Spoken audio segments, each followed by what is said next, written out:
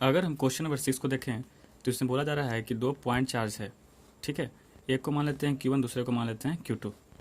इन दोनों के बीच जो फोर्स लग रहा है उस फोर्स का वैल्यू है 100 न्यूटन, ठीक है। और इन दोनों के बीच का डिस्टेंस हम मान लेते हैं कि R है। बोला जा रहा है कि अगर डिस्टेंस को 50% बढ़ा दिया जाए तो फोर्स पर क्या इफेक्ट होगा या फोर्स कितना होगा। या आपको मालूम है ये बात कि अगर हम डिस्टेंस को बढ़ाते हैं तो फोर्स घटता है, बट यहाँ वैल्यू निकालना है। कैसे निकालेंगे देखिएगा। यहाँ चूंकि R1 का जो वैल्यू था वो है R, मान लिया है हमने कि R1 क्या है, R है पहले डिस्टेंस। और R2 निकालेंगे तो R2 क्या है, 50% इंक्रीज हुआ है, यानी कि R plus R into 50 divide by 100, ठीक है।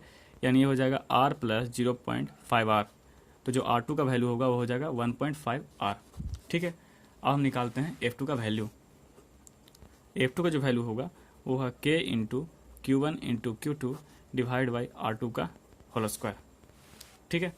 चार्ज तो सेम है, बस डिस्टेंस और फोर्स का वैल्यू अलग अलग होगा। तो यहाँ हो जाएगा K into Q1 into Q2 divide by R2 का वैल्यू 1.5 R है, तो इसका स्क्वायर कर देंगे। तो यहाँ जो वैल्यू होगा F2 का वो हो जाएगा K into Q1 into Q2 divide by 2.25 R square, ठीक है। इसको ऐसा कुछ लिख सकते हैं K into Q1 into Q2 divide by R square into 1/2.25, ठीक है। ऐसा कुछ लिख सकते हैं अलग करके। अगर हम शुरू इनिशियल फोर्स को लिखते हैं तो इनिशियल फोर्स का जो वैल्यू होता है कुछ ना कुछ ऐसा होता, ठीक है। अगर डिस्टेंस R है और चार्ज का वैल्यू Q1 Q2 है तो इनिशियल जो फोर्स था उसका वैल्यू कहीं ना कहीं ऐसा होता, ठीक है। तो इसको ऐसा लिख सकते हैं कि ये क्या है, F1 है, ठीक है। तो F1 इंटू डिवाइड बाई 1.2.25, ठीक है। तो ये हो जाता है F2 is equals to F1 का इनिशियल फोर्स का वैल्यू कितना दिया हुआ था, 100 न्यूटन। तो 100 इंटू 1/2.25। अब अगर हम 2.25 से 100 को डिवाइड करते हैं तो वैल्यू होता है 44 न्यूटन, ठीक है। कुछ इस तरीके से बनेगा, ये है हमारा आंसर। अगर हम क्वेश्चन नंबर 7 को देखें तो क्वेश्चन नंबर 7 में बोला जा रहा है कि 2 पॉइंट चार्ज है, उन लोगों के बीच का डिस्टेंस हम मान लेते हैं कि R है, ठीक है। और उन दोनों चार्ज पार्टिकल्स के बीच में जो फोर्स लग रहा है वो है F1, ठीक है। ये हमने मान लिया है। बोला जा रहा है कि अगर डिस्टेंस जो है 3% बढ़ जाए, ठीक है, तो कैसे लिख सकते हैं इसको, तो R इंटू 3% डिवाइड बाई 100, ठीक है।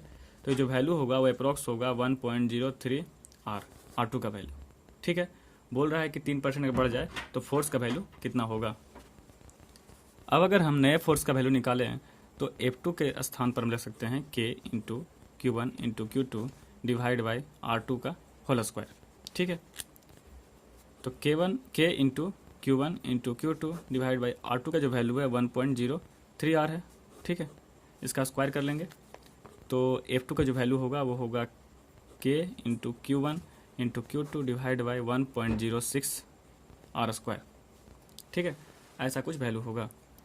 तो ऐसा कुछ लिख सकते हैं हम K into Q1 into Q2 divide by R square into 1/1.06, इस तरीके से, ठीक है। अब एक बात याद रखिएगा कि जो इनिशियल फोर्स था वहाँ पर कोई भी चेंजिंग नहीं था। अब इनिशियल वैल्यू में कोई चेंजिंग नहीं था, इसका मतलब है कि जो F1 का वैल्यू था वो है K into Q1 into Q2 divide by R square, इसमें कहीं भी चेंजिंग नहीं है, ठीक है ना। तो यहाँ पर पूरे वैल्यू के पास हम रख सकते हैं F1 को, ठीक है। तो ये हो जाएगा F1 इंटू 1/1.06। अगर हम इसको डिवाइड करते हैं तो F2 का जो वैल्यू होगा वो अप्रोक्स होगा 0.94 F1। ये हो गया F2 का वैल्यू।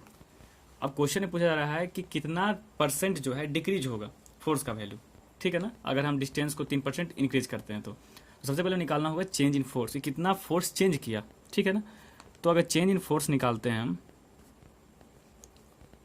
तो ये क्या हो जाएगा, F1 माइनस F2। तो F1 माइनस F2 का वैल्यू जो होगा वो क्या हो जाएगा, F1 माइनस 0.94 F1, ऐसा कुछ होगा। तो यहाँ लिख सकते हैं 0.06 F1, ठीक है। ये हो गया चेंज इन फोर्स। अब चेंज इन फोर्स जब निकल गया तो हम निकाल सकते हैं परसेंटेज डिक्रीज इन फोर्स। तो क्या हो जाएगा यहाँ पर, कितना फोर्स चेंज किया into 100 divide by initial force, ठीक है। तो चेंज करने के बाद फोर्स कितना आया था, 0.6 F1। Into 100 divide by initial force कितना है F1, F1 से F1 कैंसिल हो जाएगा और ये हो जाएगा 0.06 इंटू 100, तो क्या होगा आंसर 6%। ठीक है।